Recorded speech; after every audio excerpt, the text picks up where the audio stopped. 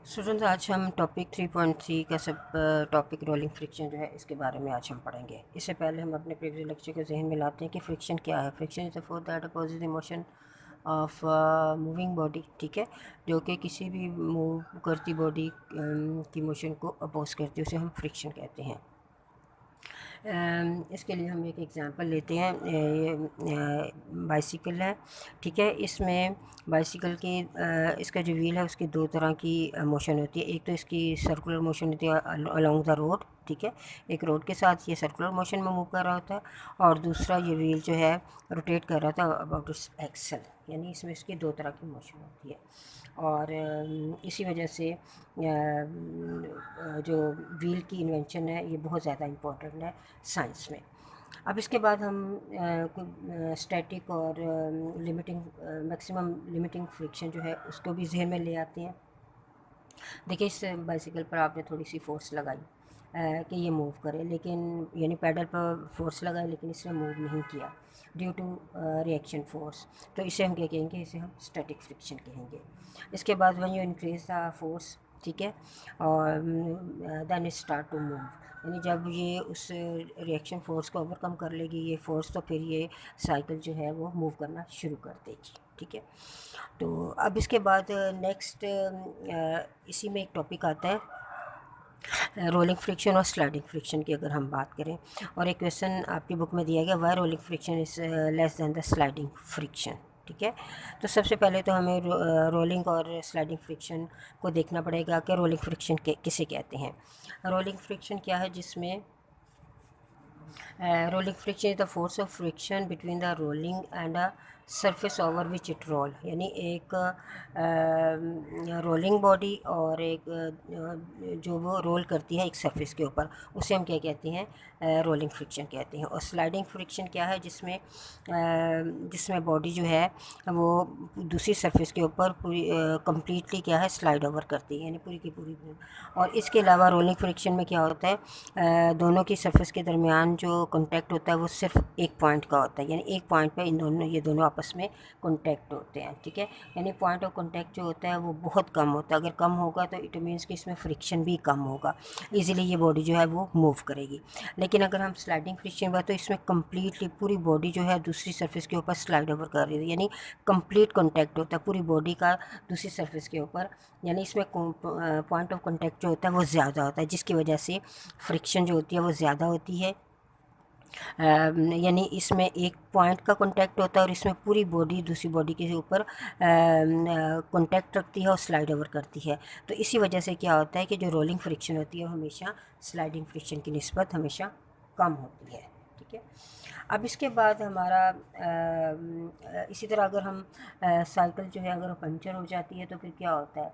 यानी उसमें से टायर में से जब हवा निकलती है तो हम देखते हैं कि टायर जो है वो फैल जाता है, यानी उसका कांटेक्ट जो है ज़मीन के साथ जो होता है वो बढ़ जाता है, यानी कांटेक्ट पॉइंट जो होता है वो बढ़ जाता है, जिसकी वजह से उसको धक्का लगाना मुश्किल हो जाता है या उसे आगे चलाना जो होता है वो मुश्किल है। यानी जितना पॉइंट ऑफ कांटेक्ट कम से कम होगा उतनी ही बॉडी जो है वो आगे मूव करेगी और इसमें फ्रिक्शन भी क्या होगी, वो कम होगी।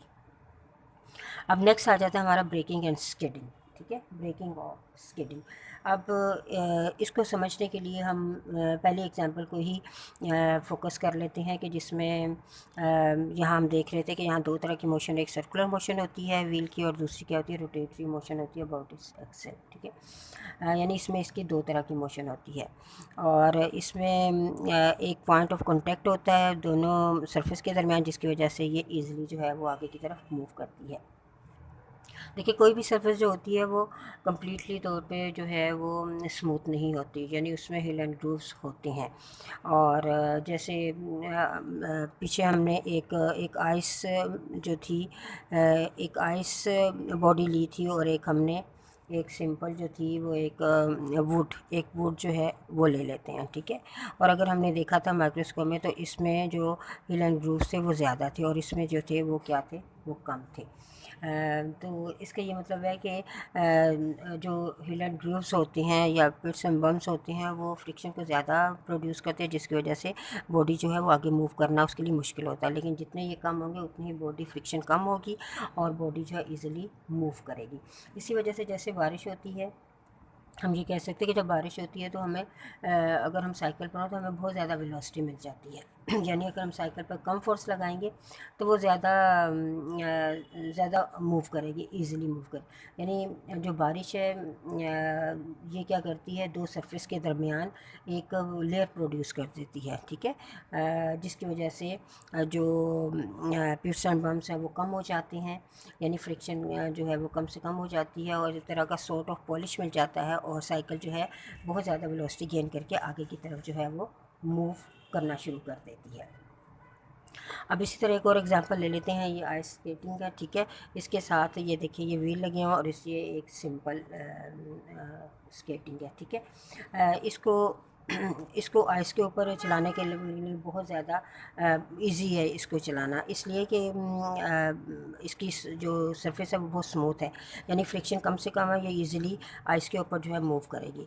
लेकिन इसके साथ व्हील है, अगर हम इसे किसी ग्राउंड में चलाना चाहते हैं तो वहाँ वहाँ क्या होते हैं, वहाँ हिल्स एंड ग्रोव्स बहुत ज़्यादा होते हैं, बहुत उतार चढ़ाव होता है, तो उसको ओवरकम करने के लिए ये व्हील लगा दिए जाते हैं, जिसकी वजह से ये स्केटिंग में बहुत ज़्यादा हमारी हेल्प करता है। यानी ये फ्रिक्शन को कम कर देते हैं और हम आसानी से रोड के ऊपर जो है वो मूव कर सकते हैं। इसी तरह ये एक गाड़ी है जी, ठीक है। इस गाड़ी को अगर हम देखें तो इसका अपना एक मोमेंटम है, यानी इसका अपना मैस भी है और ये कुछ वेलोसिटी के साथ मूव कर रही है। इट मीन्स कि इट हैज़ सम मोमेंटम, यानी इसका कुछ अपना मोमेंटम है।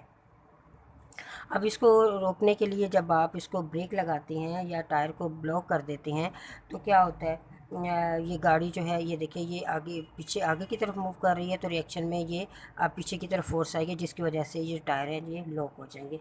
लेकिन गाड़ी ने अपना एक मोमेंटम गेन किया हुआ, जिसकी वजह से क्या होता है, रुकते रुकते बहुत ज़्यादा झटका लगता है, जिसे हम क्या कहते हैं, स्किडिंग कहते हैं, जिसे क्या कहते हैं, स्किडिंग।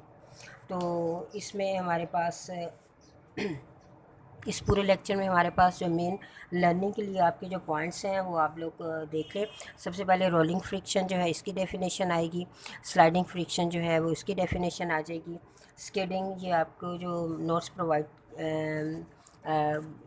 किए गए हैं या अगर हम करेंगे तो उसके अंदर इनकी डेफिनेशन इजीली आपको मिल जाएगी। ब्रेकिंग और स्किडिंग जो है ये भी सिर्फ डेफिनेशन है जो आप लोगों ने लर्न करनी है। और ये था हमारा आज का लेक्चर। अल्लाह हाफिज़, स्टे होम।